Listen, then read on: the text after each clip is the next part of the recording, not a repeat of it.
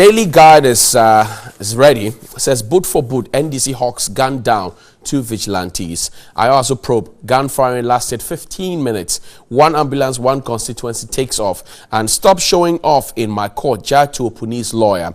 Kidnapper takes police on a wild goose chase. The Daily Graphic. NDC meeting in Kumasi turns bloody. 1 dead, another injured. Police on heels of 4 suspects. DVLA goes digital to safeguard security of vehicles. And I don't know why SWAT team wore masks, according to Commander Azugu. KNUST, Ghana Publishing Company, signed MOU to exchange skills. And, well, I think that's about it. Maybe the BNFT this morning and the Finder, no, BNFT. It says car power ship to ease gas evacuation challenges. Power ship to be moved to Chakradi Q2. And 5G is coming. Union wants government action on Volta Lake Transport coming. Company, and those are the front page stories. My guest this morning, well, there's something that caught my attention on this one too. BNFT says electricity tariffs already high, no need for upward review, according to the Association of Ghana Industries. My guest this morning is the Honorable Frank Anodon Price, the MP for Nsawama Treasury. Thank you very much, Honorable. Thank you. Yes. We're looking forward to the NDC's representative on the show this morning. But how's your Tuesday morning so far? You're in white. Pleasant. It's a very pleasant morning. Greetings to my constituents, the people of Nsawama Treasury, and my colleagues, members of parliament, and the president, and all my friends and loved ones. It's a very good morning. Is it? For me, it's not a good morning because yesterday, one more time, we reaped the very sour benefits of what has come to be known as political vigilantism in this country. And 1 person is dead, 1 more is injured. The police is looking for 4 suspects. Is this the way to go? Well, obviously not. It's not the way to go, and it's not something that all of anybody should be happy about. But on this note, from the report I've listened to, and then if you, as at yesterday, I think the police administration had brought an official release. It looks like it's a self-inflicted wound. You know, from where I sit, that is how I see it. As sad as it is, human life has been lost.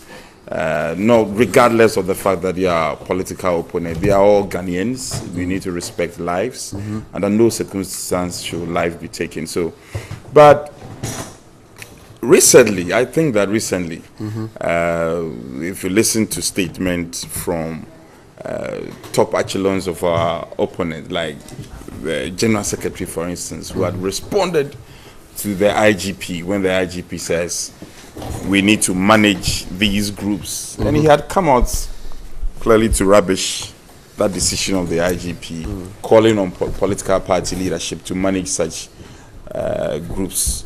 And then our respected former president also coming to say that their party was born out of violence, blah, blah, blah, blah. This thing has immediate and remote causes. And for me, these pronouncements coming from key political personalities was most unfortunate. It was out of place. I hear Mr. Johnson, I see you in Ketia himself, had to take to his heels. He should have stood there.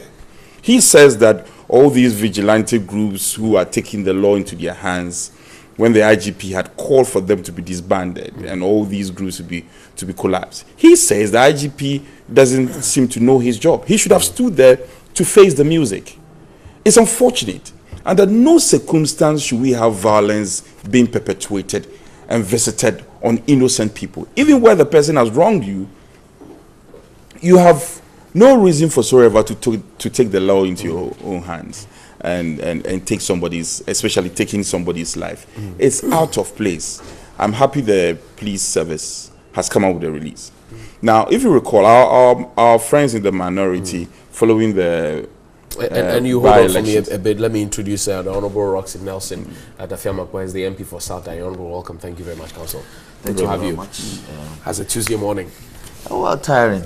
Tiring for you, but we'll survive. Yes. You see, so you're talking about the minorities. Yes, after the what do you call it? The recent violence. Ayawaso. Some of the key known faces of our brothers. Even said that, oh, they don't even believe in the police.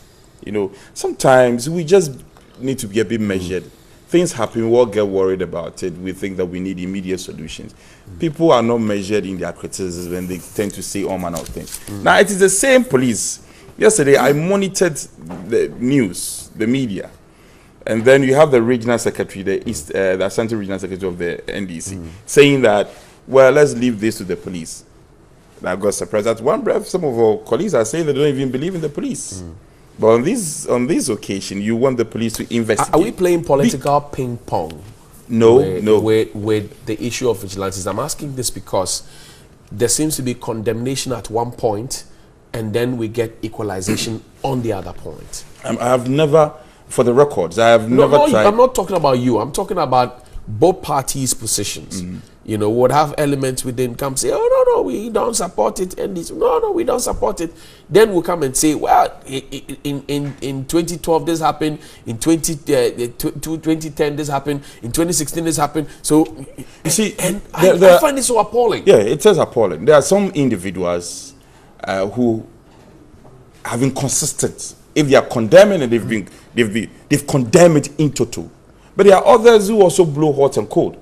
Now, I don't know what's, for the first time in the political history of this country, this is the first time after a by-election, a sitting president says, I have formed a commission of inquiry. And the people say it's not important. Now, listen to the declarations and the revelations that are coming out at the commission. The former president himself says that he doesn't even believe that the formation of a commission of inquiry is something that we should even use in getting to the bottom of this matter. My brother, I have witnessed by-elections at Etiwa, Cheripone, what do you call it, Akwatia. So people were shot, daylight, openly, people were shot. And it just ended there. Let me put on record, this is the first time such an inquiry is being conducted into such violent visitation to people, on people. I think that we all need to support it. People, even before the commission begins to work, people are rubbish it, that it's not going to end anywhere. Some people have said that, look, the NDC's decision to step aside is what is giving us these revelations. Because if the NDC had been there, it would have been accusations and counter-accusations, and we wouldn't have gotten the details as we're getting. Yesterday from DSP Azugu, for example, some of the very ridiculous things that were said. And it makes you get into a domain of fear, especially knowing that these people are the helm of affairs of the security institutions that must protect you. For anybody to make that argument, anybody who advances that argument that it was because of our colleagues' decision to stay away, that is what led to the formation of the commission. I don't get the correlation. Okay. Where is the correlation? They decided not to stay away. No, they decided to stay away. And that is their right, and I respect it. The president, after, the whole brouhaha, examining the extent of violence that occurred, the gravity of the matter, thought that we shouldn't just go, even though we had footages, videos all over the place, we shouldn't just go and arrest people. Okay. But we should get to the bottom of the matter, especially where all by-elections that we've held in this country had tasted extreme violence. The IGP it was says, important, if I can just finish, it was important we get to the bottom of this matter. And I thought that all well-meaning Ghanaians, particularly I have issues with the former president, when he says that this is the office you've occupied before, and that you're prejudging the work of the commission. Even when the commission has not finished its work, the former president made a categorical statement that he doesn't even believe in the work of the commission. I was really taken aback that he should have at least waited for the commission to finish its work. And it is when there is, the president doesn't decide to not to act on it, then he will say that yes, this is one of what we do. We form commission, we form committees, reports come, and we don't act on it. But this one is also very true. It is possible, but this is the first time. You see, let's give the president the benefit of the doubt. This is the first time. I'm asking you, is it not the first time? This is the first time a by-election has been visited with violence. That's a fact. And the president has decided to form a commission of inquiry. That's a fact. But the IGP says, look, we may be trying to solve a political problem with a security solution, and that's not good. And so he says, I appeal to both parties. Can you disband your vigilantes? And he's not the only IGP. John Kudalo has said, same Peter Namfuri. All the IGPs have all said, look, this is not the way to go. And yet the parties have stuck to their grounds and kept these, bodies alive and well. Let me tell you, Is the MPP, for example, at this point, in condemning it, willing to disband its vigilante groups? Of course we are. I was not happy when I saw footage of my colleague, was it Honorable Sam George being assaulted. I was alarmed. What it means is that it can happen to me too. Right. Look, at Etiwa, I was assaulted. I was then the youth organizer then. I was assaulted. We kept cool.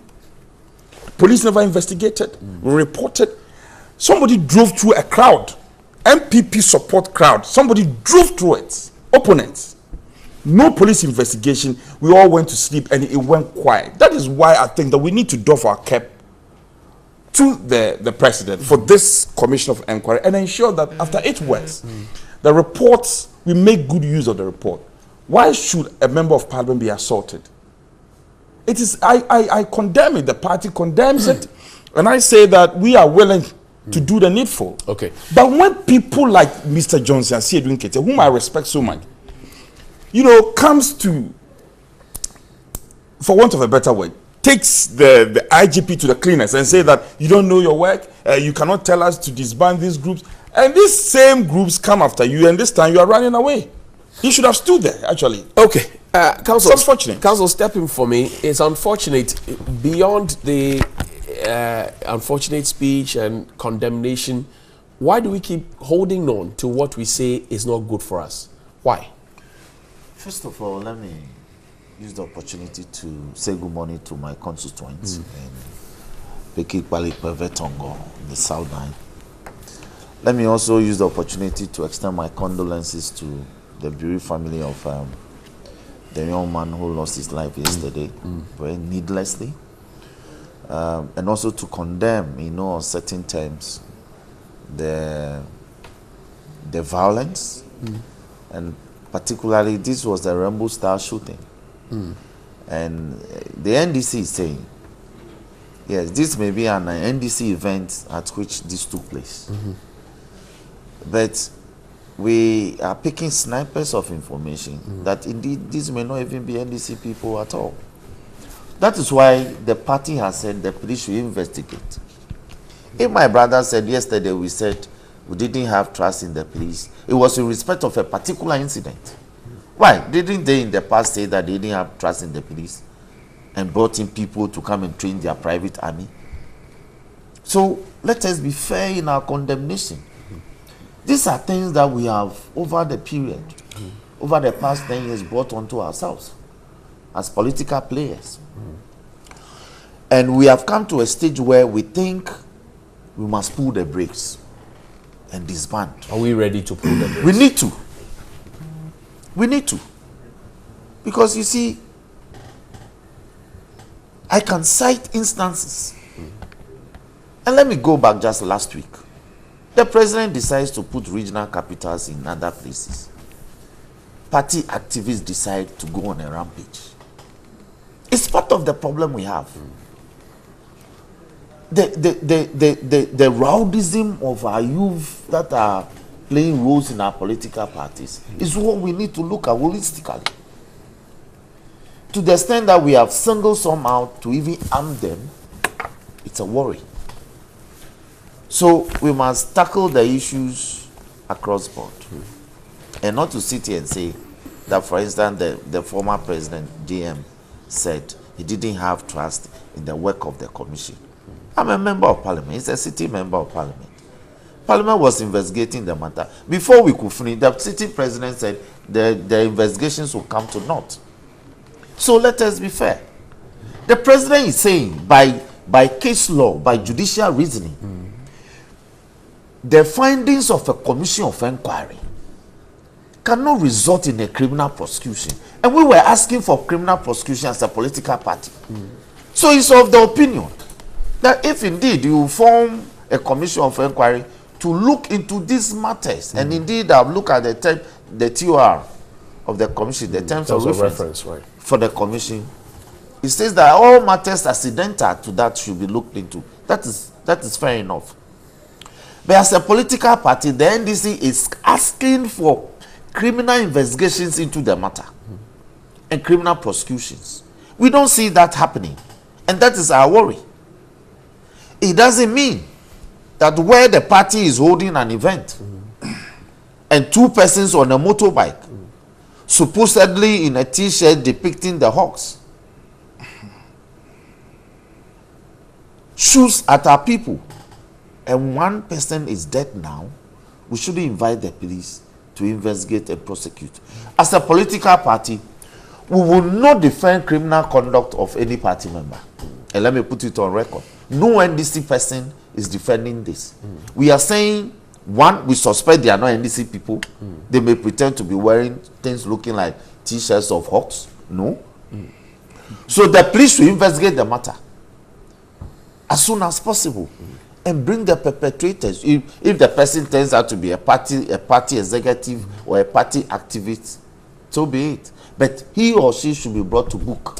Let me test the commitment of the NDC. You say that you wanted criminal prosecution, yes, and that the commission, will not serve that in the and that is the authority of the but will staying back. If you say you are committed to solving this, what has become an albatross on our necks, will staying back from the sittings of the commission necessarily bring us that final break we are looking for to stamp on this matter? Exactly so, because you see, if you participate, if you go to testify before the commission and pour out testimonies and accounts of events as they played out, and the commission comes out with its findings, conclusions, and findings and recommendations, to what end? To address the issue so that tomorrow it never happens? Or to do the appropriate thing, which is the needful thing to do, to prosecute crime as it has happened? We are asking that crime has occurred and crime ought to be punished. Otherwise, then we are giving ammunition to people to develop a life of impunity in matters such as this. Are we not there already? Yes, are we may be there. Are we not there already? We may be there. I made that submission that I think it is time we pull the brakes. Right. That's what I mean. That where crime has occurred as a result of things like this, it should be severely punished. People are not getting punished. So they think, look, their party office was burnt last week. And we heard that some persons have been arrested and they've been released on bail. I'm a practicing attorney. So when somebody has been granted a police inquiry bail, that is fine. But we want a prima facie investigations to establish a prima facie case so prosecution can happen. If prosecutions are not happening, then there's no deterrence. Yes, then others will develop a spirit where they think that they can do these things and get away with. And I can give you litany of instances. These vigilante groups get funding from elements within the political parties. These vigilante groups get support from them by utterance, by giving them money, by calling them mentors and all of that. And we know the people who, kind of supervise or superintend over these groupings. And we say we want to disband it, and yet we have not called those people to order. That's not good as well. You see, I can refer you to several contradictory comments from the leadership of the NPP in this matter. When the matters got to a head, there was a call. Before the comment that he referred to as Seydou Nketiah as having made, the party chairman, Freddie Blaze, says, no, they become integral. In fact, they spent resources in training some of these boys.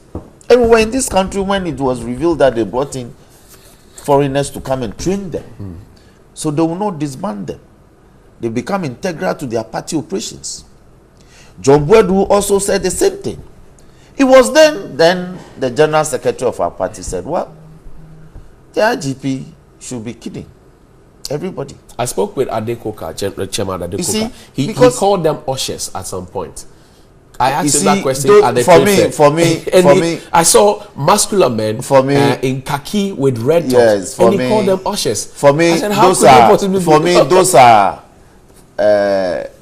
phonological palliatives, things that you say to suit the hearing. We must call a spade a spade. These are party operatives. And I'm saying that they have been more institutionalized in the NPP than in the NDC. I am not being partisan. I am only saying that we must pull the brakes, both parts. And when people say NDC, NPP, it is not correct. Why? In my constituency, I have seen during the last campaign, I've seen operatives of the PPP in similar mood.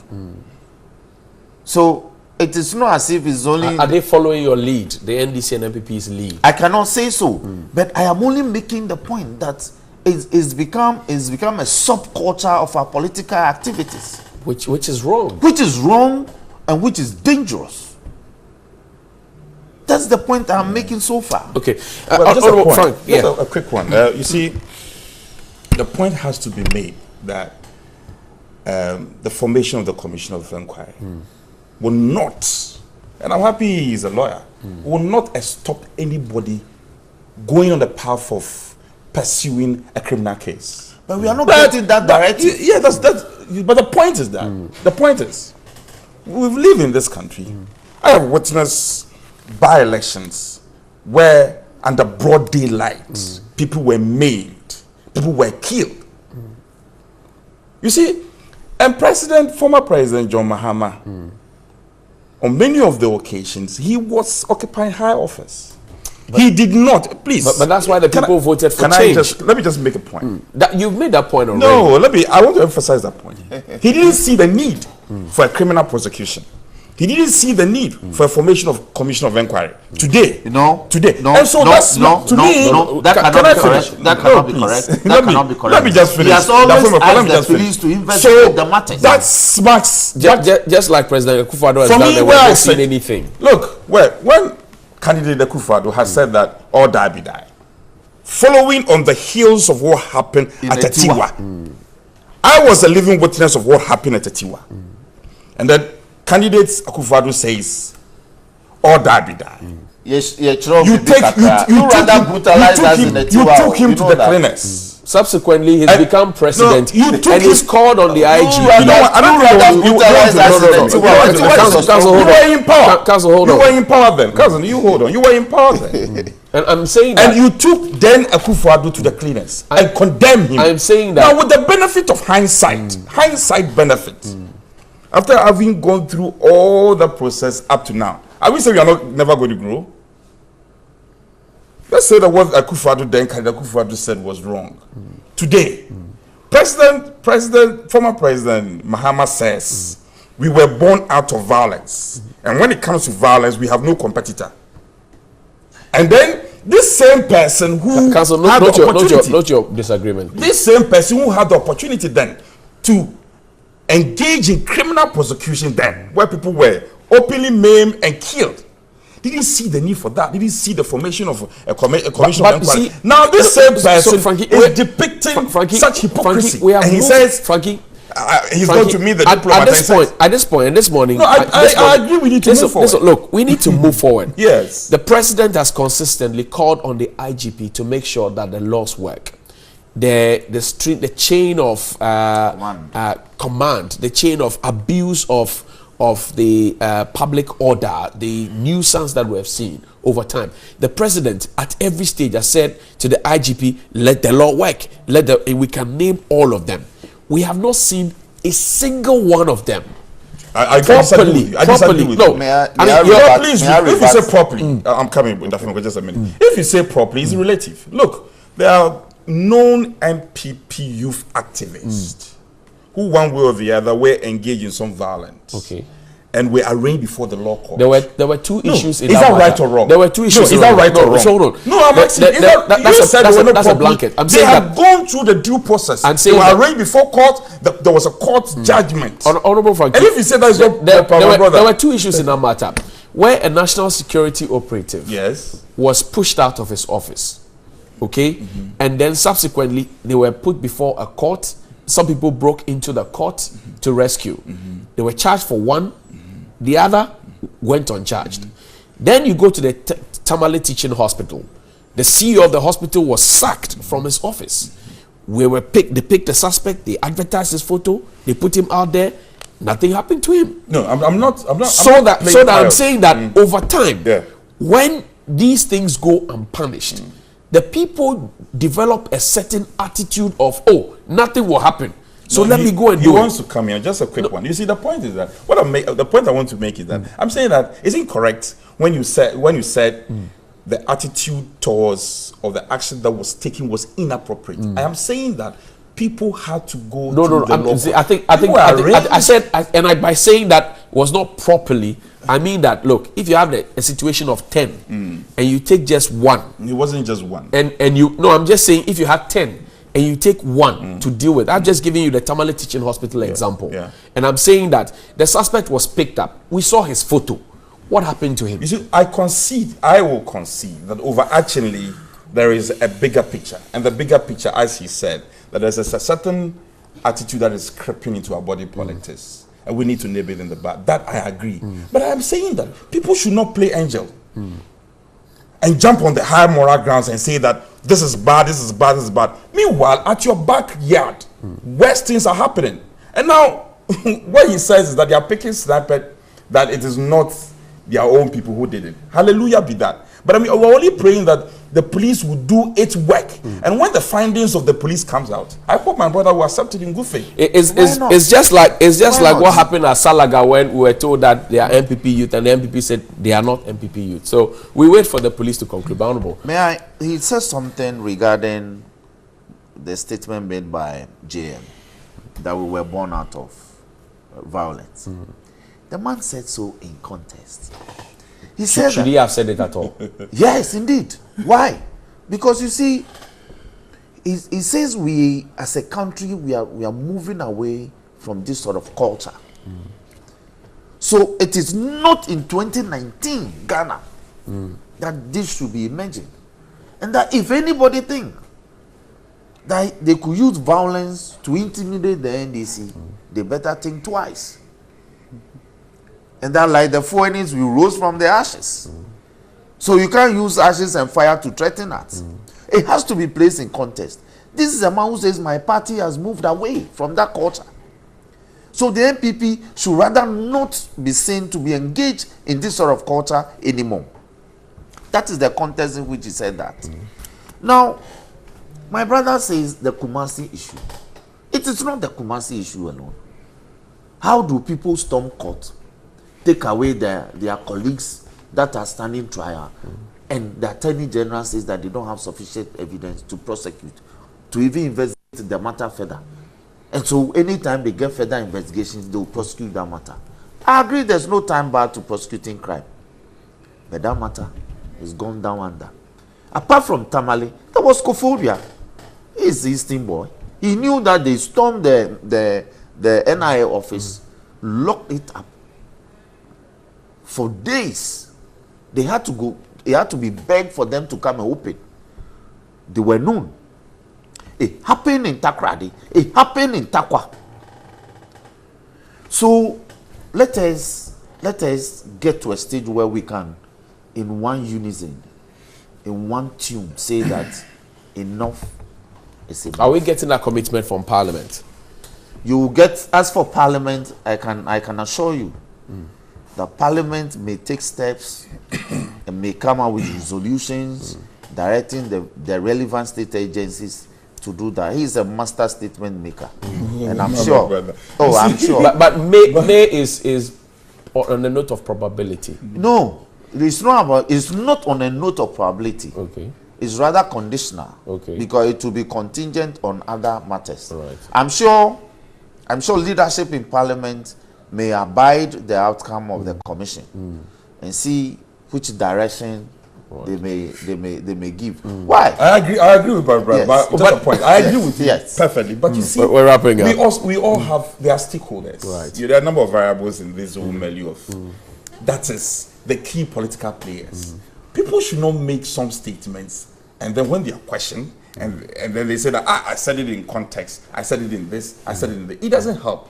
Let's all show that true commitment that we are doing away, we are purging our body politics of violence. And it has to reflect. General secretaries of parties must begin to speak with responsibility. Flag bearers should also speak with responsibility. After all, what? Look, when these things happen, You are about boot for boot. our people, now you call for boot for boot. And then when the boot for boot is coming, I said, look at to his heels. He had to boot. He has to boot. So let's show a bit of responsibility. I think that we can get there. We are a very fine country. Sub-Sahara, Ghana, wonderful country. Highly Everybody talks respected. about it. So, But this thing is becoming unbecoming. Yeah. And why you see, when you asked him, he said that the NPP has more vigilante groups than they have. Right. More That's institutionalized. the way It's not more institutionalized. But you have been in power more than us. And More years than us. You Yes. have used more vigilantes No, than us. They say the age of Methuselah has nothing to do with nothing to do wisdom. with wisdom. In this context, with us. Your Nook's days has heard a lot of that. So So I think we there can was make a powerful progress. Nooks president We can make in Casford. very good progress. He is a big brother, my senior colleague back at Casford. We can do something about it. I hope the police will get to work. And then, crime shouldn't be given political coloration. When that becomes part of our body politics, it's very, very. somebody very raised ACP Dr. Agbozo. He raised a point about the composition of the police council, and he said that look, we need to look at the structure of the police council because it lends influence on the police negatively. And some have said that look, yesterday what DSP Azugu said at the commission, you could clearly tell that something was not right with him, but hey, it could be acting on. You see, my brother, we are governed by laws, and we have crafted our constitution. In fact, we model our constitution on constitution of some other countries. So we are not alone in this matter. What is important is that when you get appointed by a certain president, your loyalty shouldn't be to that person. It should be to the state. Is it that simple? It is that simple. When your boss, the interior minister, is a party person, the vice president.